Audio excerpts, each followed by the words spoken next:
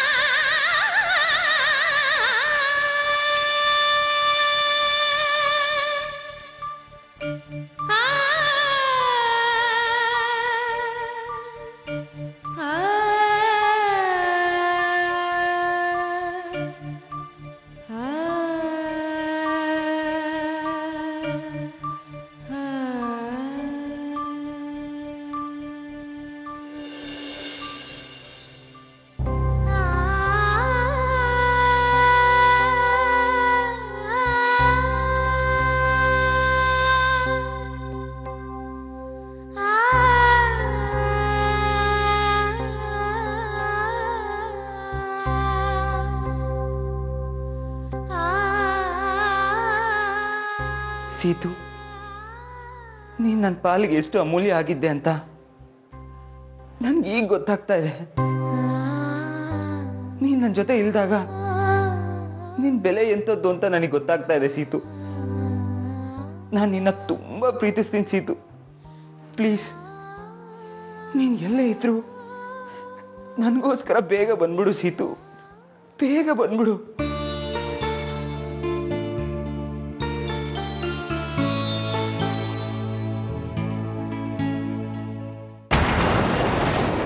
ರಾಖಿ, ಏನ್ ಹೇಳ್ತಿದ್ಯಾ ನೀನು? ಹೊರಗಡೆ ಮರಿಯಪ್ಪ ಮತ್ತೆ ಇನ್ನೊಂದು ಪೊಲೀಸ್ ಕಾನ್ಸ್ಟೇಬಲ್ ಮಫ್ತಿಲ್ ಓಡಾಡ್ತಿದ್ದಾರೆ. ಅಂದ್ರೆ ಪೊಲೀಸ್ ಅವರು ನಮ್ಮ ಮೇಲೆ ಕಣ್ಣಿಟ್ಟಿದ್ದಾರೆ ಅಂತ ಆಯ್ತು. ಪೊಲೀಸ್ ಅವ್ರನ್ನ ಹೀಗೆ ಅಂತ ಹೇಳಕ್ಕಾಗಲ್ಲ. ಅಷ್ಟಿಲ್ದಿರ ನಮ್ಮನೆ ಹತ್ರ ಬಿಟ್ಟು ಹೊಡಿತಾರ? ಸೀತಾರ ಮನೇಲಿರೋರ್ಗೂ ಡೇಂಜರೇ.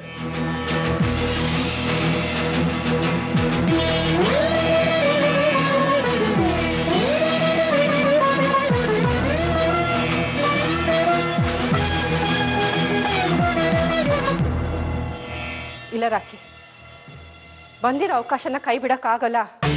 ಅಕ್ಕ, ನಿನಗೆ ಹೇಗೆ ಹೇಳಿ ಅರ್ಥ ಮಾಡಿಸ್ಬೇಕು ನಂಗೆ ಗೊತ್ತಾಗ್ತಿಲ್ಲ. ಇನ್ನೊಂದ್ಸಲ ಪೊಲೀಸ್ನವ್ರು ಏನಾದ್ರು ಮನೆಗೆ ಎಂಟ್ರಿ ಕೊಟ್ರೆ ಅಷ್ಟೇ ನಮ್ಮ ಕತೆ.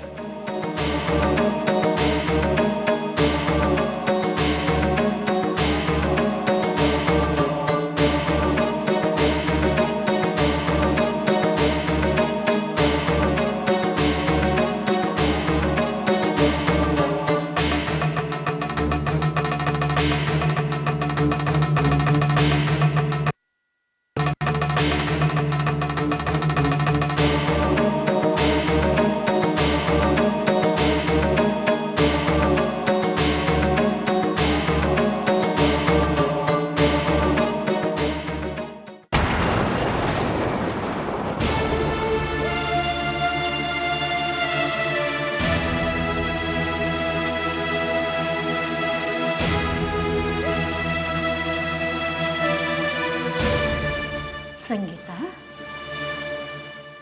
ಯಾಕಮ್ಮ ಅಳ್ತಿದ್ದೀಯಾ? ಈಗ ನನ್ನ ಪಾಲು ಉಳ್ಕೊಂಡಿರೋದು ಅದೇ ಅಲ್ವಾ ಅಜ್ಜಿ? ನನ್ನ ಹಣೆ ಬರಹನೇ ಸರಿ ಇಲ್ಲ. ಅದಕ್ಕೆ ನನ್ನ ನೆರಳು ಕಂಡ್ರು ನನ್ನ ತಂಗಿ ದ್ವೇಷ ಮಾಡೋ ಹಾಗಾಯ್ತು. ಅವಳು ನನ್ನನ್ನು ಎಷ್ಟು ಪ್ರೀತಿ ಮಾಡ್ತಿದ್ಲ ಗೊತ್ತಾ ಅಜ್ಜಿ? ನಾನು ಅವಳಿಗೆ ತೋರಿಸ್ತಾ ಇದ್ದ ಪ್ರೀತಿಗಿಂತ ಹೆಚ್ಚಿನ ಪ್ರೀತಿನ ಅವಳು ನನಗೆ ಧಾರೆ ಎರಿತಿದ್ಲು. ನನ್ನನ್ನ ತುಂಬಾ ಚೆನ್ನಾಗಿ ಅರ್ಥ ಮಾಡ್ಕೊಂಡಿದ್ದವಳು ನನ್ನ ತಂಗಿ. ಆದ್ರೆ ಈ ಮದ್ವೆಯಿಂದ ಅವಳು ಬದಲಾಗ್ಬಿಟ್ಲು ಅಜ್ಜಿ.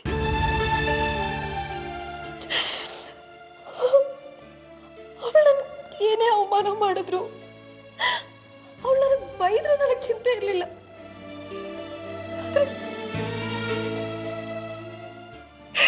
ಈ ರೀತಿ ನನ್ನಿಂದ ಮನೆಯಿಂದ ದೂರ ಆಗಿ ನಮ್ಮನ್ನೆಲ್ಲ ಗೋಳಾಡಿಸ್ತಿದ್ದಾಳೆ. ಅವಳು ಒಂದ್ಸಲ ಮನೆಗೆ ಬಂದ್ಬಿಟ್ರೆ ಸಾಕು ಅಜ್ಜಿ, ಅಷ್ಟೇ ಸಾಕು. ನನಗಿನ್ನೇನೂ ಬೇಡ, ಏನೂ ಬೇಡ. ಬರ್ತಾಳಮ್ಮ, ಬಂದೇ ಬರ್ತಾಳೆ. ಅಲ್ಲಿವರೆಗೂ ನೀನ್ ಸ್ವಲ್ಪ ತಾಳ್ಕೋಬೇಕಮ್ಮ. ನೋಡು, ಈ ನೋವು, ಅವಮಾನ, ಅಪನಿಂದೆ ಇದೆಲ್ಲ ಆ ದೇವಾನುದೇವತೆಗಳಿಗೆ ತಪ್ಪಿದ್ದಲ್ಲ. ಇನ್ನು ನಾವು ಮಾನವರು, ನಾವು ಯಾವ ಲೆಕ್ಕ ಹೇಳು?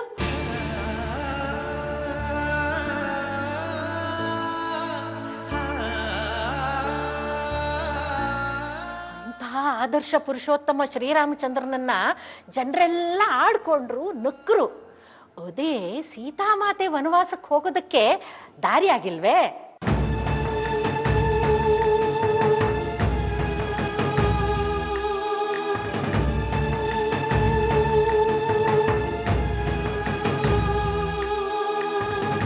ಕೆಲವೊಂದ್ಸಲ ವಿಷಗಳಿಗೆಗಳು ಎಂಥ ಒಳ್ಳೆಯವರನ್ನು ಬದಲಾಯಿಸ್ಬಿಡುತ್ತವಮ್ಮ.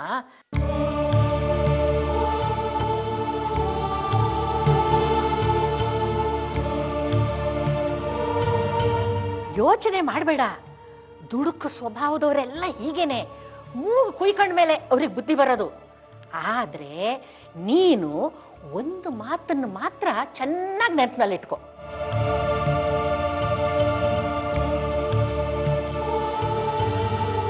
ಒಳ್ಳೆದಕ್ಕೆ ಯಾವತ್ತೂ ಸೋಲಿಲ್ಲ. ನಿನ್ನ ತ್ಯಾಗ ಇವತ್ತಲ್ಲ ನಾಳೆ ಅವರೆಲ್ಲರ ಕಣ್ಣು ತೆರೆಸುತ್ತೆ.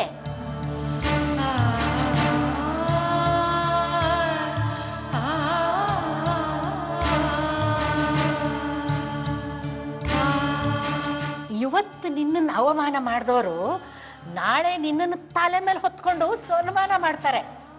ನೀ ಕಣ್ಣೀರು ಒರೆಸ್ಕೊಳ್ಳಮ್ಮ.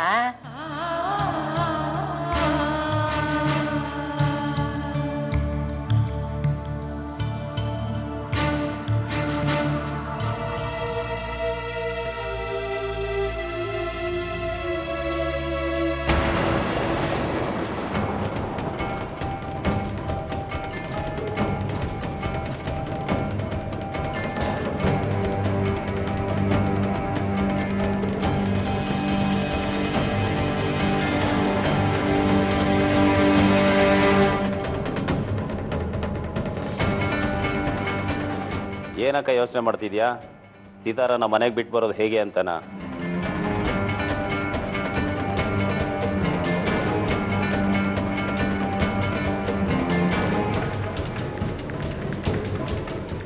ಅಲ್ಲ, ಹೇಗೆ ಸಾಯಿಸೋದು ಅಂತ. ಏನು ತಮಾಷೆ ಮಾಡ್ತಿದ್ಯಾ? ಹೌದು, ಅದೊಂದು ಬಾಕಿ ಇದೆ ನನಗೆ. ನಿನಗೇನಾದ್ರು ತಲೆಗಿಲೆ ಕೆಟ್ಟಿದ್ಯಾ?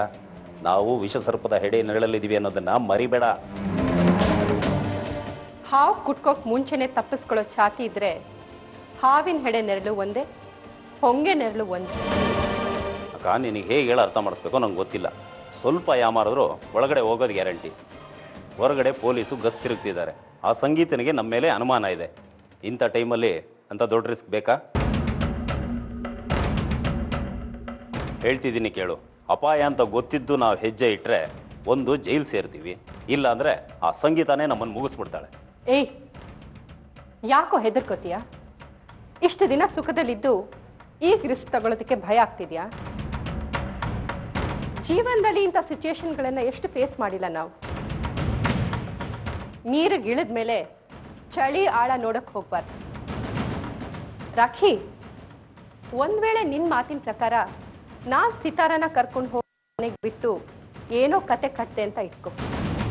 ಜಯರಾಮ್ ಅದನ್ನ ನಂಬೋದು, ಸಂಗೀತ ನಂಬ್ತಾಳ? ಪೊಲೀಸ್ನವ್ರು ನಂಬ್ತಾರ? ಮತ್ತೆ ಇನ್ವೆಸ್ಟಿಗೇಷನ್ ಅಂತ ಬಂದು ಎಲ್ಲಾನು ಬಯಲಿಗೆ ಎಳಿತಾರೆ. ಬಿಟ್ಟು ರಿಸ್ಕ್ ತಗೊಳ್ಳೋದ್ ಬದಲು ಸಾಯಿಸಿ ರಿಸ್ಕ್ ತಗೊಳ್ಳೋದೇ ಒಳ್ಳೇದು. ಸರಿ ಅಕ್ಕ, ಸಿತಾರನ್ ಹೇಗೋ ಸಾಯಿಸ್ತೀವಿ, ಅವಳ ಬಾಡಿನ ಏನ್ ಮಾಡೋದು? ಎಲ್ಲಿಗೆ ಸಾಗಿಸೋದು? ಹೇಗೆ ಸಾಗಿಸೋದು?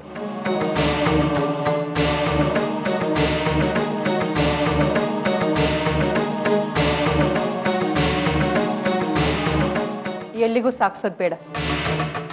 ನಮ್ಮ ಮನೆ ಹಿತ್ಲಲ್ಲಿ ಹೂತ್ ಹಾಕೋಣ. ಪ್ರಾಬ್ಲಮ್ ಏನೋ ಆಗಲ್ಲ ತಾನೆ? ಏನು ಪ್ರಾಬ್ಲಮ್ ಆಗಲ್ಲ. ಸರಿ ಅಕ್ಕ, ಸಿತಾರದು ಬಾಡಿ ಸಿಗ್ಲಿಲ್ಲ ಅಂದ್ರೆ ಕೊಲೆ ಆರೋಪ ಸಂಗೀತ ಮೇಲೆ ಹೇಗೆ ಬರಕ್ ಸಾಧ್ಯ?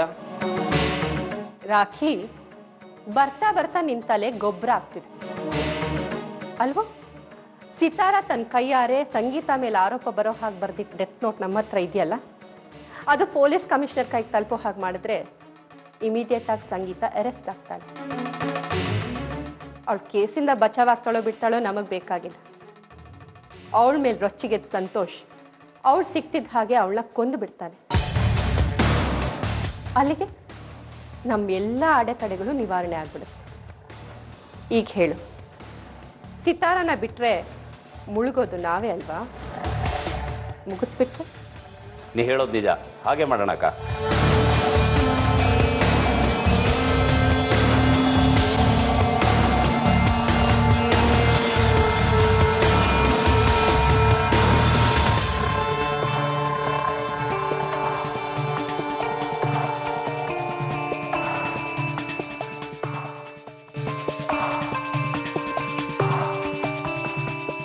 ಸಂಗೀತ, ಇದೇನೆ ಹಣಗಿಟ್ಕೊಳ್ಳೋ ಬಿಂದಿ? ನೀನು ಸೀರೆ ಸರಿಗೆ ಗಂಟ್ಕೊಂಡಿತ್ತು.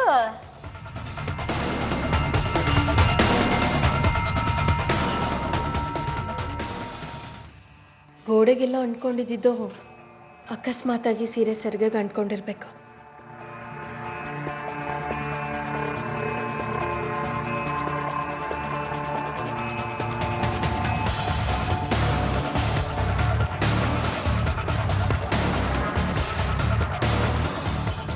ಸಂಗೀತ, ಯಾಕೆ?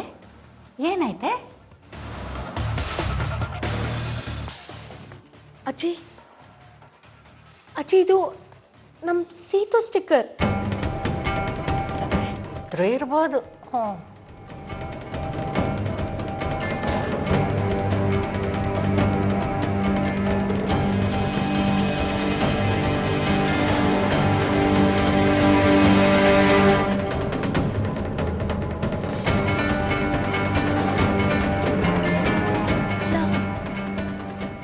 ನಾನು ಅವಳ ರೂಮ್ಗೂ ಹೋಗ್ಲಿಲ್ಲ. ಎಲ್ಲಂದ್ರಲ್ಲಿ ಸ್ಟಿಕ್ಕರ್ ಅಂಟಿಸೋ ಅಭ್ಯಾಸ ನಮ್ ಸೀತುಗೂ ಇಲ್ಲ. ಹೀಗಿರ್ಬೇಕಾದ್ರೆ ಸೀತು ಸ್ಟಿಕ್ಕರ್ ನನ್ ಸೀರೆಗೆ ಹೇಗೆ ಅಂಟ್ಕೊಳ್ತು?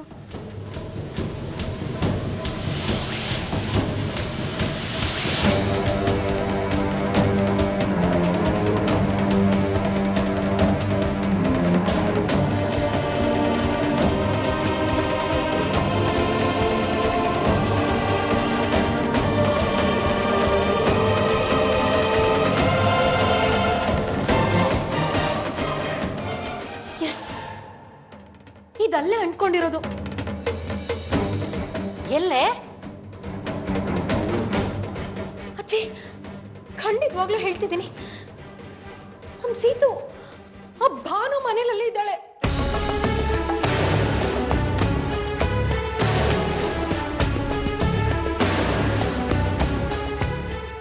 ಈಗಷ್ಟೇ ನೋಡ್ಕೊಂಡು ಬಂದ್ವಲ್ಲ. ಅಜ್ಜಿ, ನಿಮ್ಗಿನ್ನೂ ಆ ಭಾನು ಬಗ್ಗೆ ಸರಿಯಾಗಿ ಗೊತ್ತಿಲ್ಲ. ನಾವು ಹೋಗೋ ಸುಳ್ವನ್ನ ಹೇಗೋ ತಿಳ್ಕೊಂಡು ನಮ್ ಸೀತು ನಮ್ ಕಣ್ಣಿಗೆ ಬೀಳ್ದಿರೋ ಹಾಗೆ ಅವಾಯ್ಡ್ ಮಾಡಿದಾಳ ಅವಳು. ಅಲ್ಲ ಅಜ್ಜಿ, ನೀವೇ ಯೋಚನೆ ಮಾಡಿ. ನಾವು ಹೋಗಿ ಭಾನು ಮನೆ ಒಳಗಡೆ ಹುಡುಕಿದ್ವಿ, ಸರಿ. ಆದ್ರೆ ಹಿತ್ಲ ಕಡೆ ಹುಡುಕಿದ್ವಾ ಅಥವಾ ಕಾಂಪೌಂಡ್ ಕಡೆ ಗಮನ ಹರಿಸಿದ್ವಾ? ಇಲ್ಲ, ನಾವು ಅಲ್ಲೆಲ್ಲೂ ನೋಡ್ಲಿಲ್ಲ.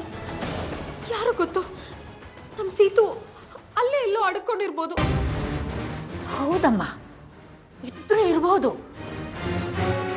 ಅಜ್ಜಿ, ಸೀತು ಸ್ಟಿಕ್ಕರ್ ನನ್ ಸೀರೆಗೆ ಅಂಟ್ಕೊಂಡಿರೋದು ಆ ಭಾನು ಮನೆಯಲ್ಲೇ. ಅವಳನ್ನು ಹುಡುಕೋದಕ್ಕೆ ದಾರಿನೇ ಇಲ್ವಲ್ಲಪ್ಪ ಅಂತ ಯೋಚನೆ ಮಾಡ್ತಿರ್ಬೇಕಾದ್ರೆ ನೋಡಿದ್ರ ಆ ದೇವ್ರೆ ಹೇಗ್ ದಾರಿ ತೋರಿಸ್ತಾ ಅಂತ. ಹೌದು ಕಣೆ, ಸುಮ್ಮನೆ ಬಿಡಬಾರ್ದು. ಈಗೇನು ಹೋಗೋಣವಾ? ಹೋಗೋಣ ಅಜ್ಜಿ.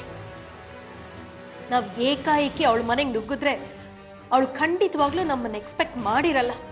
ಅವಳ ಮನೆ ಇಂಚಿಂಚು ಹುಡುಕಿದ್ರೆ ಸೀತು ಖಂಡಿತವಾಗ್ಲೂ ನಮಗ್ ಸಿಕ್ಕೇ ಸಿಗ್ತಾಳೆ. ಸರಿ, ಹಾಗಾದ್ರೆ ರಾಣಿ ಹೋಗೋಣ. ಹ್ಮ್.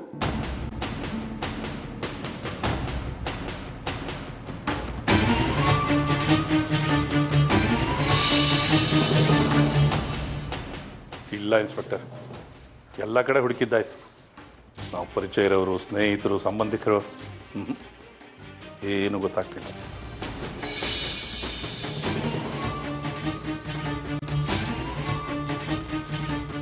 ಹಾ ಹಾ ಹೌದಾ? ದಯವಿಟ್ಟು ಅಷ್ಟು ಮಾಡಿ ಪ್ಲೀಸ್.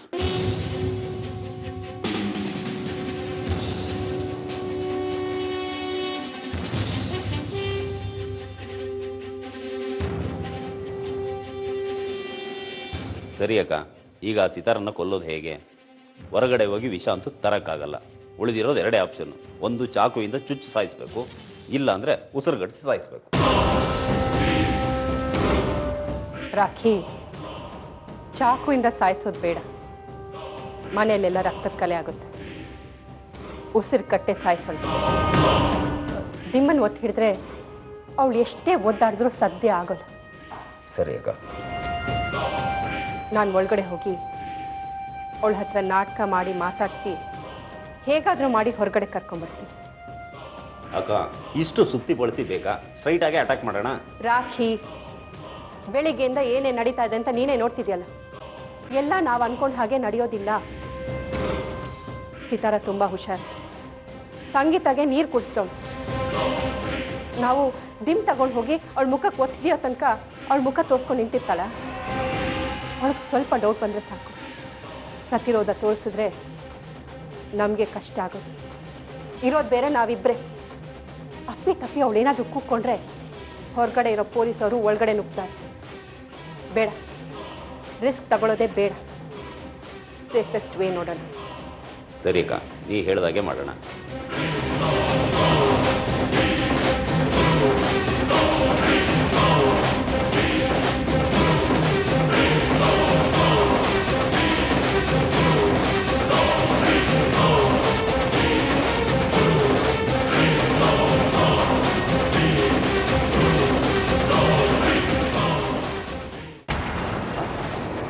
ಸುಳಿವು ಸಿಗ್ತಾ?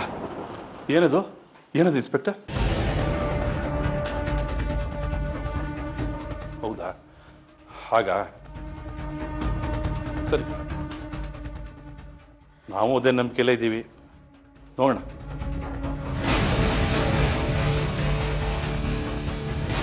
ಸಂಗೀತ, ಸಿತಾರ ಫೋಟೋನ ಎಲ್ಲ ಸ್ಟೇಷನ್ಗಳಿಗೂ ಮೇಲ್ ಮಾಡಿದಾರಂತೆ. ಬೇರೇನಾದ್ರೂ ವಿಷಯ ಗೊತ್ತಾಯ್ತಾ? ಏನು ಡೆವಲಪ್ಮೆಂಟ್ಸ್ ಇಲ್ಲ ಅಂದ್ರು. ಆದರೂ ನಾಳೆ ಒಳಗಡೆ ಸಿತಾರನ ಡೆಫಿನೆಟ್ ಆಗಿ ಟ್ರೇಸ್ ಮಾಡ್ತೀವಿ ಅಂತ ಕಾನ್ಫಿಡೆಂಟ್ ಆಗಿ ಹೇಳ್ತಾ ಇದ್ದಾರೆ. ಅದೇಗೆ ಅಷ್ಟು ಕಾನ್ಫಿಡೆಂಟ್ ಆಗಿ ಹೇಳ್ತಾರೆ? ಅವ್ರಿಗೇನೋ ಕ್ಲೂ ಸಿಕ್ಕಿದಂತೆ, ಆದರೆ ಅದೇನು ಅಂತ ಈಗಲೇ ವಿವರಿಸೋಕ್ಕಾಗಲ್ಲ ಅಂತ ಹೇಳಿದ್ರು. ಕ್ಲೂನಾ? ಅವ್ರ ಮಾತು ಕೇಳಿದ ಮೇಲೆ ನನಗೂ ಎಷ್ಟೋ ಸಮಾಧಾನ ಆಯಿತು. ನೀನು ಅಷ್ಟೇ ಧೈರ್ಯವಾಗಿರು. ಸಿತಾರ ಕ್ಷೇಮವಾಗಿ ಮನೆಗೆ ಬಂದೇ ಬರ್ತಾಳೆ. ದೇವ್ರ ದಯದಿಂದ ಅವಳು ಖಂಡಿತ ಸಿಗ್ತಾಳಪ್ಪ.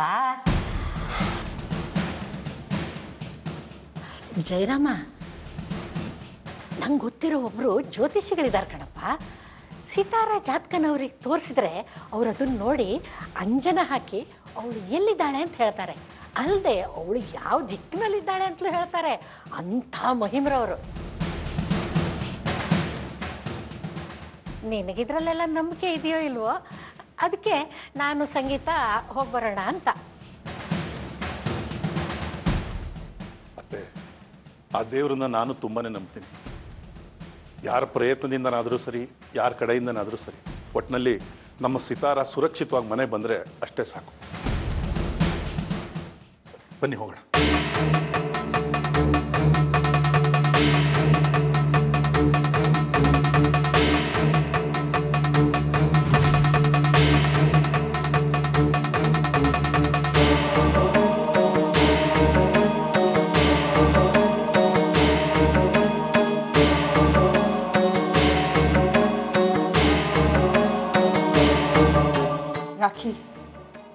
ಇಲ್ಲೇ ನಿಂತೀರಿ. ನಾನು ಅವಳ ಆಚೆ ಕರ್ಕೊಂಬರ್ಬೇಕಾದ್ರೆ ಅವಳು ಲೆಫ್ಟ್ ಸೈಡಿಗೆ ಇರ್ತೀನಿ. ಅವಳಿಂದ ನಾನು ಒಂದು ಹೆಜ್ಜೆ ಮುಂದೆ ಹೋಗ್ತಿದ್ದ ಹಾಗೆ ನೀನು ಹಿಂದೆಯಿಂದ ಗಟ್ಟಿಯಾಗಿ ಅವಳ ಮುಖಕ್ಕೆ ದಿಂಬನ್ನ ಒತ್ತಿಬಿಡಿ. ತಕ್ಷಣ ನಾನು ಅವಳ ಕೈಕಾಲನ್ನ ಬ್ಯಾಲೆನ್ಸ್ ಮಾಡಿ. ಹುಷಾರು, ಈ ಸಲ ಕೆಲಸ ಕೆಡಬಾರ್ದು. ಮತ್ತೊಂದು ಚಾನ್ಸ್ ಸಿಗೋದಿಲ್ಲ. ಶತಾಯ ಗತಾಯ ಅವಳನ್ನ ಮುಗಿಸ್ಲೇಬೇಕು. ನಾನು ಮ್ಯಾನೇಜ್ ಮಾಡ್ತೀನಕ್ಕ, ನೀನು ರೆಡಿ. Thank you.